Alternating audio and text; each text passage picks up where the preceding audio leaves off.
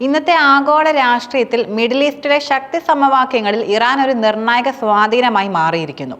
പതിറ്റാണ്ടുകളായി America, Israel, European രാജ്യങ്ങൾ എന്നിവരുടെ ഉപരോധങ്ങളെയും സൈനിക ആക്രമണങ്ങളെയും പ്രതിരോധിച്ചുകൊണ്ട് ഇറാൻ സ്വയം പര്യാപ്തമായ ഒരു രാഷ്ട്രമായി നിലകൊള്ളുന്നു.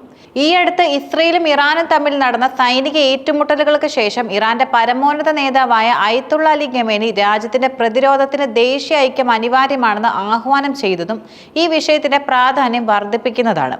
ഇറാൻ നേരിടുന്ന വെല്ലുവിളികൾ, അവരുടെ പ്രതിരോധ തന്ത്രങ്ങൾ, ആഭ്യന്തര രാഷ്ട്രീയ സ്ഥിരത, ഭാവി രാഷ്ട്രീയ സാധ്യതകൾ എന്നിവ വിശദമായി പരിശോധിക്കുകയും വേണം. ഇറാനും അമേരിക്കയും തമ്മിലുള്ള ശത്രുതയുടെ ചരിത്രം 1979 ഇസ്ലാമിക് വിപ്ലവത്തിൽ തുടങ്ങുന്നു.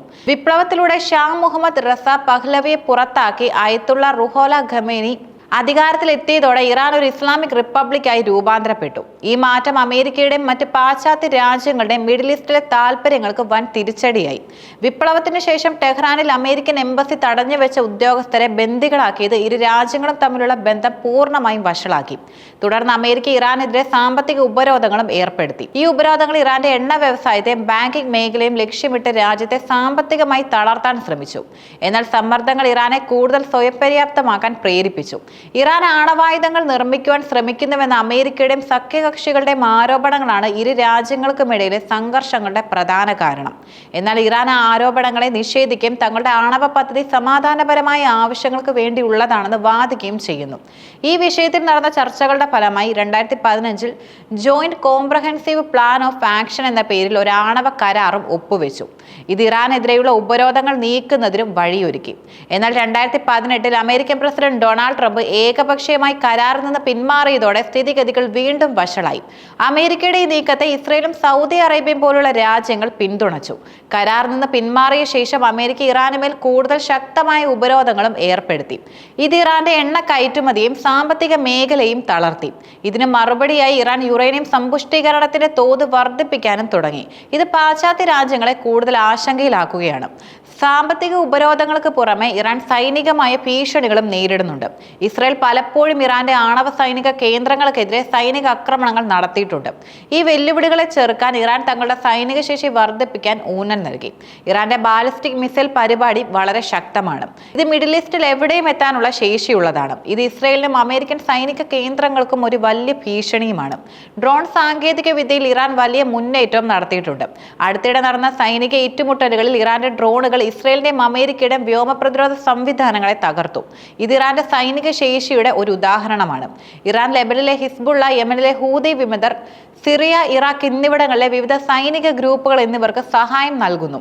ഇത് മേഖലയിലെ തങ്ങളുടെ സ്വാധീനം വർദ്ധിപ്പിക്കാനും അമേരിക്കയുടെയും ഇസ്രായേലിന്റെയും നീക്കങ്ങളെ ചെറുക്കാനും ഇറാനെ സഹായിക്കുന്നു.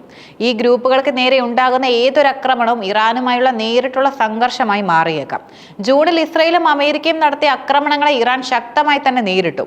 ഇത് ഇറാനും ബന്ധവൈരികളായ ഇസ്രായേലും അമേരിക്കയും തമ്മിലുള്ള ചരിത്രത്തിലെ ഏറ്റവും വലിയ നേരിട്ടുള്ള ഏറ്റുമുട്ടലായിരുന്നു. അന്താരാഷ്ട്ര തലത്തിൽ ഒറ്റപ്പെട്ട അവസ്ഥയിലും ഇറാൻ ആഭ്യന്തരമായി ശക്തമായി നിലനിൽക്കാൻ ശ്രമിക്കുന്നു. രാജ്യത്തെ ഭിന്നിപ്പിക്കാനുള്ള വിദേശ ശക്തികളുടെ ശ്രമങ്ങളെക്കുറിച്ച് ഇറാന്റെ പരമോന്നത നേതാവ് അയത്തുള്ള അലി ഖമേനി മുന്നറിയിപ്പും നൽകി. ശത്രുവിന്റെ മുന്നിലുള്ള വഴി ഭിന്നത സൃഷ്ടിക്കുകയാണ്, അദ്ദേഹം പറഞ്ഞു. അതിനാൽ രാജ്യത്തെ ഒന്നിപ്പിക്കുന്നതിനും ഭിന്നിപ്പിക്കുന്നതിനുമുള്ള ശ്രമങ്ങളെ ചെറുക്കുന്നതിനും ഒരു ഐക്യദേശീയ മുന്നണി അനിവാര്യമാണെന്നും അദ്ദേഹം ഊന്നി പറഞ്ഞു. ചെറിയ അഭിപ്രായ വ്യത്യാസങ്ങൾ ഉണ്ടെങ്കിൽ പോലും രാജ്യത്തിന്റെ ഭരണ സംവിധാനത്തെയും അതിനെതിരെയുള്ള ശത്രുക്കളുടെ നീക്കങ്ങളെയും പ്രതിരോധിക്കാൻ ജനങ്ങൾ ഒറ്റക്കെട്ടായി നിൽക്കണമെന്ന് അദ്ദേഹം ആഹ്വാനം ചെയ്തു. ഇറാന്റെ പരമോന്നത നേതാവിന്റെ ഈ ആഹ്വാനം വളരെ പ്രധാനമാണ്. ആണവ ചർച്ചകൾക്കായി ഇറാൻ, ബ്രിട്ടൻ, ഫ്രാൻസ്, ജർമ്മനി എന്നീ രാജ്യങ്ങളുമായി കൂടിക്കാഴ്ച നടത്താൻ തീരുമാനിച്ചിരിക്കുന്ന സാഹചര്യത്തിൽ ഇത് ഇറാന്റെ നിലപാടുകളുടെ കാർക്കശ്യം വ്യക്തമാക്കുന്നു. ചർച്ചയിൽ ഒരു കരാറിൽ എത്തിയില്ലെങ്കിൽ വീണ്ടും ഉപരോധങ്ങൾ ഏർപ്പെടുത്തുമെന്ന് യൂറോപ്യൻ ശക്തികൾ ഭീഷണിപ്പെടുത്തിയിട്ടുണ്ടെങ്കിലും ഇറാൻ തങ്ങളുടെ ആഭ്യന്തര കാര്യങ്ങളിൽ വിട്ടുവീഴ്ച ചെയ്യാൻ തയ്യാറല്ലെന്നാണ് ഖമേനിയുടെ വാക്കുകൾ സൂചിപ്പിക്കുന്നത്. ഇറാൻ മിഡിൽ ഈസ്റ്റിലെ രാഷ്ട്രീയ ശക്തി സമവാക്യങ്ങളെ മാറ്റിമറിക്കുകയാണ്. അവരുടെ പ്രതിരോധ ശേഷിയും സൈനിക ശേഷിയും മേഖലയിലെ സ്വാധീനവും കണക്കിലെടുക്കുമ്പോൾ ഇറാനെ വെറും ഉപരോധങ്ങൾ കൊണ്ട് മാത്രം ഒതുക്കാൻ കഴിയില്ല. ഇറാനെ തകർക്കാൻ അമേരിക്കയും സഖ്യകക്ഷികളും നടത്തുന്ന ശ്രമങ്ങൾ ഒരുപക്ഷെ വിപരീത ഫലം ഉണ്ടാക്കാനാണ് സാധ്യത. ഭാവിയിൽ ഇറാൻ രാഷ്ട്രീയത്തിൽ എന്തെല്ലാം മാറ്റങ്ങൾ ഉണ്ടാക്കുമെന്നതിനെ കുറിച്ചുള്ള ചില സാധ്യതകളും നിലനിൽക്കുന്നുണ്ട്. ഇറാൻ ആണവ കരാറിൽ വീണ്ടും ചേരുമോ? ചർച്ചകളിൽ പുതിയ ഉടമ്പടി ഉണ്ടാകുമോ? ഇത് മിഡിൽ ഈസ്റ്റിലെ രാഷ്ട്രീയ സാഹചര്യങ്ങളെ നിർണ്ണയിക്കുന്ന ഒരു പ്രധാന ഘടകമായിരിക്കും. ഒരു കരാറിലെത്താൻ അത് മേഖലയിലെ സമാധാനം കൊണ്ടുവരാനും സഹായിച്ചേക്കാം. എന്നാൽ പുതിയ ഉപരോധങ്ങൾ ഏർപ്പെടുത്തിയാൽ അത് സംഘർഷങ്ങൾ വർദ്ധിപ്പിക്കാനുള്ള സാധ്യതയാണ് ഉള്ളത്. Iran, Lebanon, Syria, Yemen, Iraq തുടങ്ങിയ രാജ്യങ്ങൾ തങ്ങളുടെ സ്വാധീനം വർദ്ധിപ്പിക്കുന്നത് തുടരുമോ? ഇത് സൗദി അറേബ്യ, ഇസ്രായേൽ തുടങ്ങിയ രാജ്യങ്ങളുമായുള്ള കൂടുതൽ സംഘർഷങ്ങൾക്ക് കാരണമാകുമോ? ഈ രാജ്യങ്ങൾ ഇറാന്റെ സഖ്യകക്ഷികളെ നേരിടാൻ കൂടുതൽ ശക്തമായ നിലപാടുകളും സ്വീകരിച്ചേക്കാം. ഉപരോധങ്ങൾ ഇറാന്റെ സാമ്പത്തിക മേഖലകളെ ദോഷകരമായി ബാധിക്കുമ്പോൾ ഇത് ആഭ്യന്തരമായി പ്രതിഷേധങ്ങൾക്ക് കാരണമാകുമോ?